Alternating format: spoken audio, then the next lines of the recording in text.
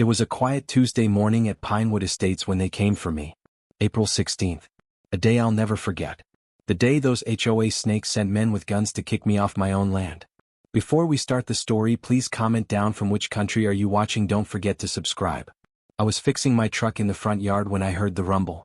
3 black SUVs and a white van with tinted windows rolled up my gravel driveway, kicking up dust clouds that made my eyes water.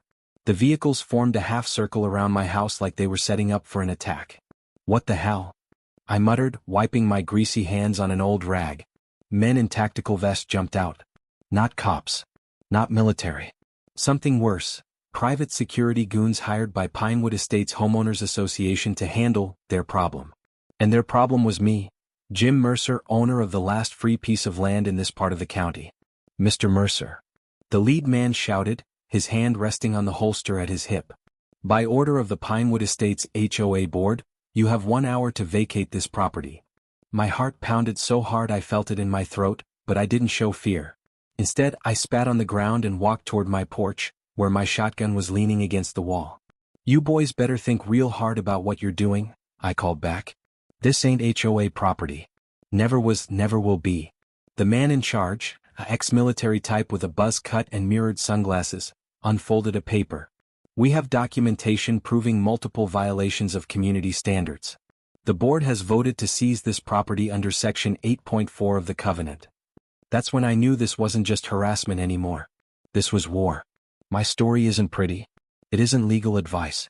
But it's the honest truth about what happens when regular folks get pushed too far by people who think money and fancy papers give them the right to steal what isn't theirs. This is how a simple man with a small piece of land turned his property into a danger zone that made even armed men think twice before crossing his fence line. 3 years before that Tuesday showdown, Pinewood Estates was just a blueprint on a developer's desk. My 15 acres had been in the Mercer family since my grandpa bought it in 1953. We weren't rich, but the land was paid for, and the small house I built with my own hands was more than enough for me and my dog Rex. Then the bulldozers came. Forest cleared. McMansions built. A fancy gate installed at the entrance with a sign that read Pinewood Estates, luxury living in nature's embrace. I laughed when I first saw it. Nature's embrace? They'd just torn down every tree bigger than a Christmas pine to make room for their cookie-cutter houses. The developer, a slick-talking man named Richard Harmon, visited me 6 times with offers to buy my land. Think about it, Jim, he said during his last visit, tapping his Italian leather shoe impatiently. You're sitting on a gold mine. We're offering 3 times market value. Not for sale, I told him, same as I had 5 times before. This land is staying in the Mercer family. His smile vanished. You should know we're placing restrictions on all surrounding properties. There will be rules about noise, appearance, guest policies. Life might get uncomfortable. Good thing those rules don't apply to me, I replied, taking a long sip of my coffee. My property isn't part of your development.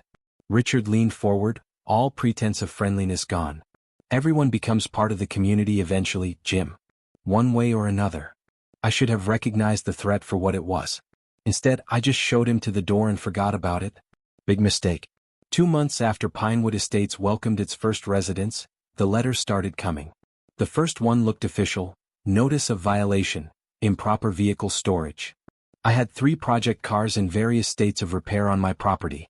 According to the letter, this violated Pinewood's aesthetic standards. I threw it in the trash. A week later, notice of violation, unapproved fence structure. The split-rail fence that marked my property line had been there for 40 years. More trash. Then, notice of violation, unauthorized livestock. This one made me laugh out loud.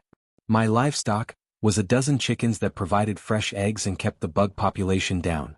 After 10 notices and a final warning, a certified letter arrived stating I owed $17,500 in fines and had 30 days to pay or face enforcement actions. I called a lawyer that day. Cost me $200 for a consultation, but worth every penny when he confirmed what I already knew. My property was exempt from HOA rules. It existed before the development and had never been legally incorporated into their jurisdiction. The lawyer, a young guy named Dave Miller, sent a strongly worded letter to the HOA board explaining the legal situation. He assured me that would be the end of it. He was wrong. 2 weeks after Dave's letter, my mailbox disappeared. Just gone, post and all, like it had been pulled straight out of the ground. The next day, someone cut my water line where it ran near the edge of my property. Fixing it cost $600 I didn't have to spare. When my truck's tires were slashed 3 days later, I installed security cameras. Basic ones from the hardware store, but enough to keep an eye on things. That night, someone wearing a ski mask spray-painted, "Comply or leave" on my front door. I took the footage to the sheriff's office. Deputy Wilson watched it, sighed, and scratched his balding head. "Look, Jim, I know these HOA folks are overstepping, but this is technically a civil matter. The most I can do is file a vandalism report. Someone's threatening me on my own property," I said, my voice rising. "Isn't that your job to handle? Keep your cameras running," he advised. "If they actually harm you or clearly threaten violence, then we can treat it as criminal." As I left, he called after me, "And Jim? Don't take matters into your own hands. These developer types have friends in high places." I nodded, but inside I was already planning. If the law wouldn't protect me, I'd protect myself. That weekend, I drove 2 hours to visit my old army buddy, Mac. After serving 2 tours together in Afghanistan, there wasn't much we wouldn't do for each other. "They're trying to force you out," Mac said after hearing my story. We sat on his back porch, drinking beers and watching the sunset. Classic intimidation tactics. "What would you do?" I asked. Mac took a long pull from his beer. "Make them regret ever messing with you." He disappeared into his garage and came back with a dusty footlocker. Inside was a collection of non-lethal security devices from his days working private security. Motion sensors. Alarms.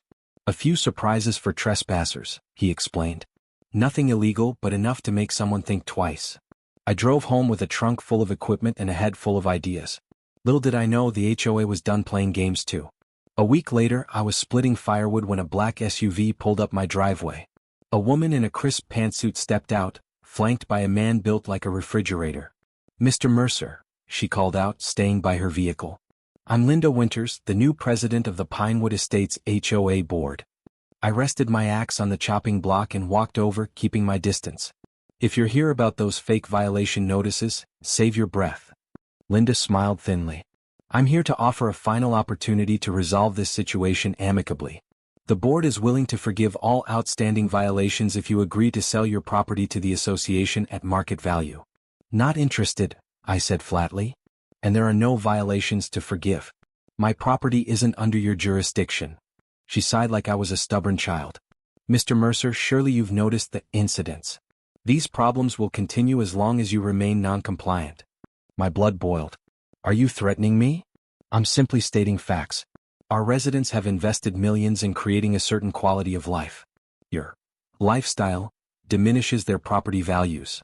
I stepped closer. The big man tensed, but Linda held up her hand. "You have 1 week to reconsider," she said, turning back to her SUV. "After that, the board will be forced to take more direct action." "What's that supposed to mean?" I called after her. She paused before getting in her vehicle. "Pinewood Estates has recently contracted with Eagle Security Services for community enforcement. They're very effective at resolving obstacles." After they left, I called Mac. "They're bringing in muscle," I told him. "Some outfit called Eagle Security." Mac was silent for a moment. "That's bad news, Jim. Eagle's run by ex-military contractors. They operate in the gray areas. Legal technically, but barely." "What do I do?" "Be ready," he said simply. "They won't just intimidate. They'll try to find a reason to remove you legally." That night, I began turning my simple home into something very different. Something that would make even trained men think twice before crossing my fence line. I worked through the night, setting up Mac's equipment and adding a few touches of my own. Motion detectors at every approach. Floodlights that could turn night into day. Cameras covering every angle. But I didn't stop there. I dug trenches across likely approach routes, covering them with lightweight materials and scattered leaves. Not deep enough to seriously hurt someone, but enough to trip them up and trigger alarms. I rigged old fishing line at ankle height in strategic locations, each connected to noisemakers that would alert me to intruders. Around the perimeter, I placed signs, "Private property, security measures in place, proceed at your own risk." It wasn't pretty and it sure wouldn't win any HOA beauty contests, but it wasn't meant to. It was meant to send a message: this land is protected. For 5 days nothing happened. I almost started to think Linda's threat was just hot air. Then came Tuesday, April 16th. The day everything changed. I was under my truck when Rex started barking like crazy. Then I heard the vehicles. By the time I rolled out and grabbed a rag to wipe my hands, they were pulling up in formation. 3 black SUVs and a white van just like I described earlier. The man in charge, who I later learned was named Briggs, former Special Forces turned private security, approached with 5 men spreading out behind him. "You've been served multiple notices," Briggs called out. "The HOA board has authorized us to remove abandoned vehicles, unapproved structures and hazardous materials from this property." "This is private property," I shouted back. "You have no legal right to be here. Leave now." Briggs smiled coldly. "We have documentation authorizing this cleanup operation. You can cooperate, or we can have you removed temporarily while we complete our work." 2 men moved toward my project cars with tow chains. I walked to my porch, picked up my shotgun and fired 1 shot into the air. Everyone froze. "Next person who touches my property gets the next one in the leg," I warned, my voice dead calm despite my racing heart. Briggs held up his hands. "Think carefully about what you're doing, Mr. Mercer. Threatening authorized personnel is a felony. So is trespassing and attempted theft," I countered. "I've got cameras recording everything. Now get off my land." Briggs nodded to his men who retreated to their vehicles. But before leaving he pointed at me. "This isn't over. You just turned a simple code enforcement into a criminal matter. Hope it was worth it." 20 minutes after they left, 2 sheriff's cars pulled up. Deputy Wilson stepped out, looking uncomfortable. "Jim, we got a report you threatened workers with a firearm." "They weren't workers," I said, the shotgun now safely back inside. "They were hired thugs trying to steal my property. I've got it all on video." I showed him the footage. Wilson watched it, his expression growing darker. "This isn't right," he admitted. "But discharging a firearm like that, they could press charges." "I fired a warning shot on my own property when threatened by armed men," I pointed out. "Check my cameras. They had sidearms under those tactical vests." Wilson sighed. "I'll file your side of things, but Jim, they're not going to stop. Next time they'll come with court orders or worse." After he left, I called Mac again. "It started," I told him. "They brought muscle just like you said." "How many?" "6 that I saw. Led by some ex-military type named Briggs." Mac swore under his breath. "I know him. Stone-cold professional. If he's involved, this is serious." "What do they want with my land so badly?" I asked, the question that had been bothering me for months. "Good question," Mac said. "There must be something more valuable than just expanding their precious community. Have you checked county records lately?" I hadn't, but the next morning I drove to the county clerk's office and requested all recent filings related to Pinewood Estates and the surrounding area. What I found made my blood run cold. Buried in an environmental impact statement for Phase 2 of Pinewood Estates was a water survey that mentioned a previously unknown aquifer, running directly beneath my property. In a region increasingly plagued by drought, untapped water rights were worth millions. Further digging revealed permit applications for a private water bottling facility under a company name I recognized. Harmon Enterprises, owned by the same Richard Harmon who developed Pinewood Estates. They weren't after my land for their pretty community. They wanted what was beneath it. Armed with this knowledge, I drove straight to Dave Miller's law office. "This changes everything," Dave said after reviewing the documents. "They've been operating in bad faith. We can file for an emergency injunction against any further harassment." "Will that stop them?" I asked. Dave looked uncomfortable. "Legally, yes. Practically, men like Harmon don't always play by the rules." "Then neither will I," I said. Dave gave me a long look. "Jim, whatever you're planning, be careful. These people have resources you don't." "Maybe," I agreed. "But I've got something they don't." "What's that?" "Nothing left to lose." That afternoon I made 3 important calls. One to Mac asking for more equipment. One to my cousin Sarah, who worked for the State Environmental Protection Office. And one to a local reporter who'd done stories on water rights disputes. Then I went home and really got to work. Over the next 3 days, I transformed my property from merely defensive to actively hostile for unwanted visitors. I dug more trenches, deeper this time, and covered them with convincing false surfaces. I set up trip wires connected to paint canisters that would mark intruders with bright colors visible from hundreds of yards away. I created false paths that led to dead ends or looped back on themselves. I positioned dummy security cameras in obvious locations while hiding the real ones where no one would look. At night, I worked by headlamp, setting up speakers around the property that could blast pre-recorded warnings or disorienting sounds at the push of a button. I didn't sleep much. Every noise made me jump. Rex stayed by my side, his ears constantly perked up. On Friday night, Mac arrived with a truck full of supplies. "Holy hell, Jim," he said, surveying my work. "You've been busy." "They're coming back," I said simply. "I can feel it." Mac nodded. "Then let's make sure they remember it." We worked through the night, adding layers of protection. Not just physical barriers but psychological ones, things designed to confuse, disorient, and intimidate. By Sunday evening, my property had been transformed. From the outside it still looked like the same modest house with a big yard and some old cars. But every inch was now part of a carefully designed system to protect what was mine. "It's not about hurting anyone," I explained to Mac as we sat on my porch, drinking coffee and surveying our work. "It's about making it so damn difficult they give up." "They won't give up easily," Mac warned. "Not with millions at stake." "I know," I said. "That's why I've got a backup plan." I showed him the documents I'd compiled, the water survey, the permit applications, and something else.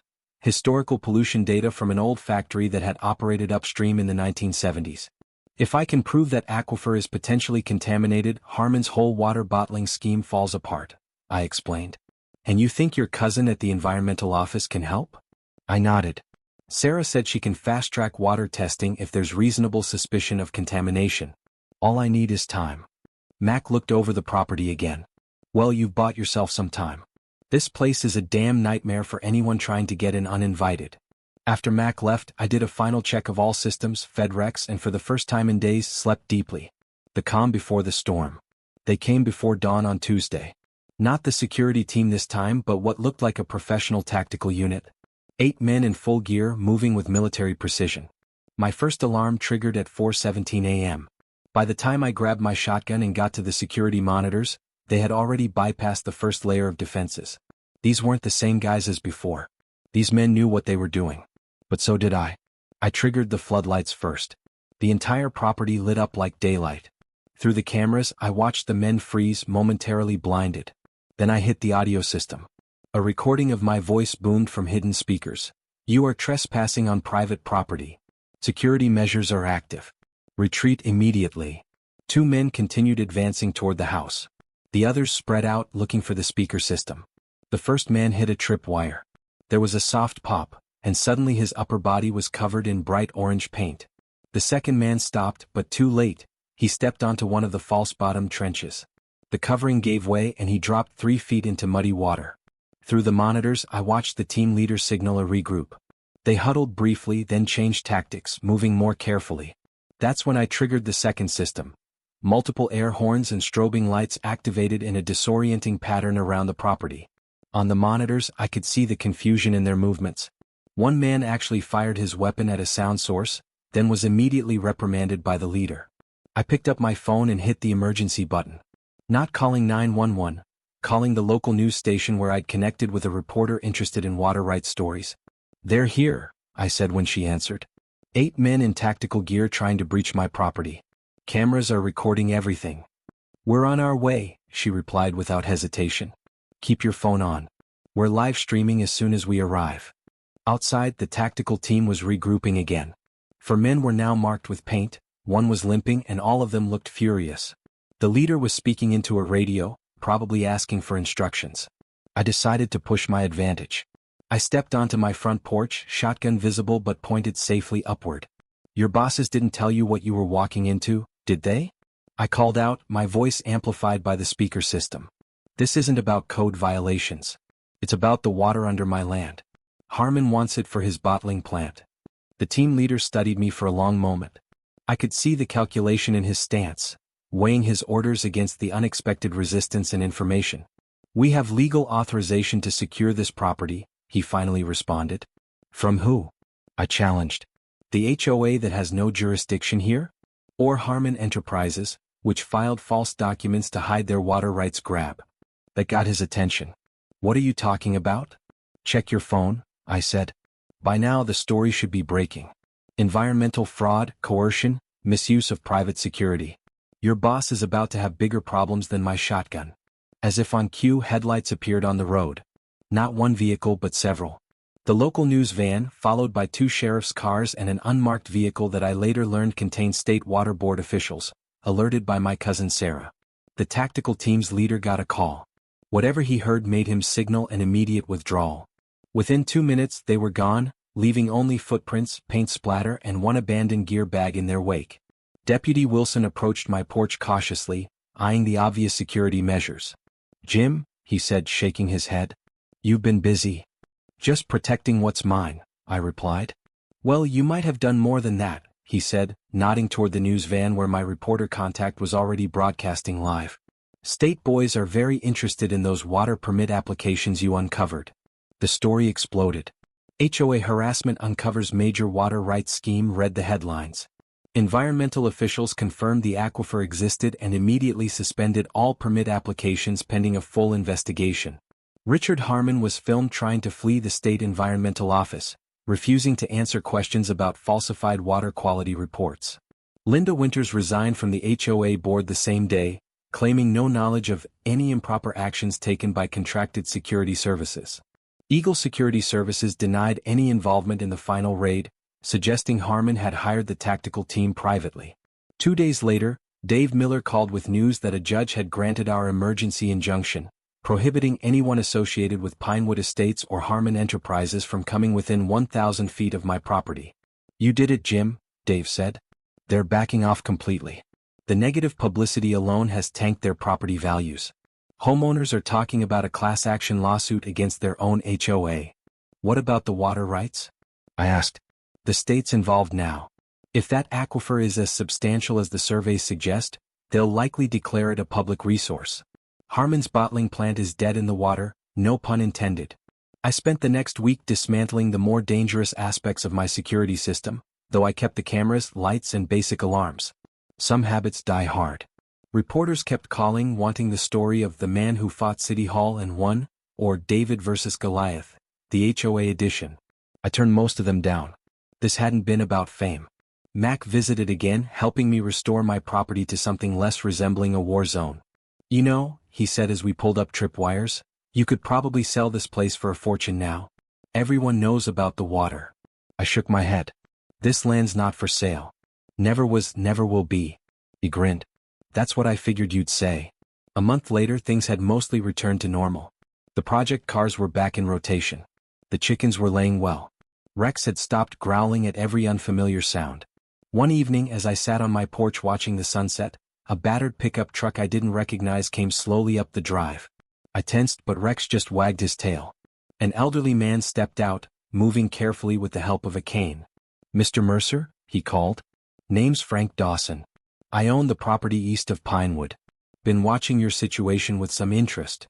I invited him onto the porch, offered him a beer, which he accepted gratefully. "Those HOA vultures have been circling my place too," he explained. "Thought I was next on their list before you derailed their whole operation." We talked for over an hour. Frank had owned his 60 acres for almost 50 years. Like me, he'd been getting notices and experiencing suspicious vandalism. "How'd you do it?" he finally asked. "Stand up to them, I mean. Most folks would have caved." I thought about it for a moment. I guess I just decided some things matter more than an easy life. This land, what it represents, it's worth fighting for. Frank nodded slowly. "Well, I came to say thanks. And to tell you that you've got allies out here. Next time trouble comes, and it will, different name maybe but the same greed, you won't stand alone." After he left, I sat watching the stars appear one by one above my land. My dangerous, beautiful, free land. The HOA had sent hired guns to take my property. I'd turned my land into a danger zone. And in doing so, I'd found something I didn't expect. A community. Not one defined by rules and property values but by something deeper. A shared belief that some things shouldn't be for sale. That night, I finally took down the last warning sign at the edge of my property. I didn't need it anymore. Word had spread. Everyone knew that crossing my fence line uninvited was entering a danger zone. Not because of trenches or alarms or tripwires. But because this was a place where someone had finally said, enough. And meant it.